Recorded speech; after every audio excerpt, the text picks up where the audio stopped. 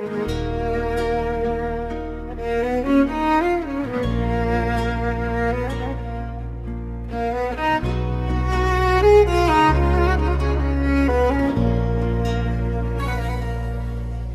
payız etri kimiydin seni içime çekende, İndisə bir özgə ilə məhlənizdə gülüb keçəndə. Bu cavan ömrü səninlə ilə eylədim mən hədər. Peşmanam indi çox heyif, geriyə qaldı tək kədər.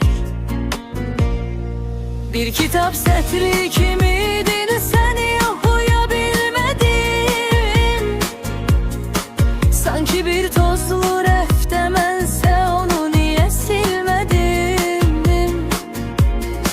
Otağı zülmət alıbdı, işığım təkcə sən idin. Gələndə qonaq kimi, bəs gedəndə sanki yad idin. Həsrətin əzabına dözə bilmədim, mən sənin yoxluğuna heç öyrəşmədim.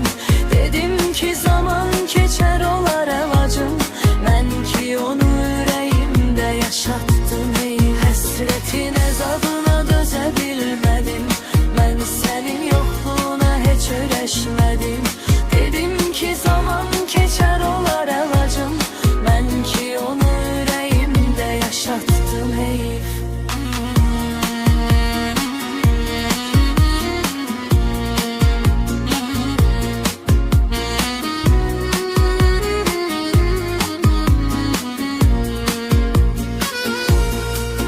kitap sətri kimiydin, səni oxuya bilmədim.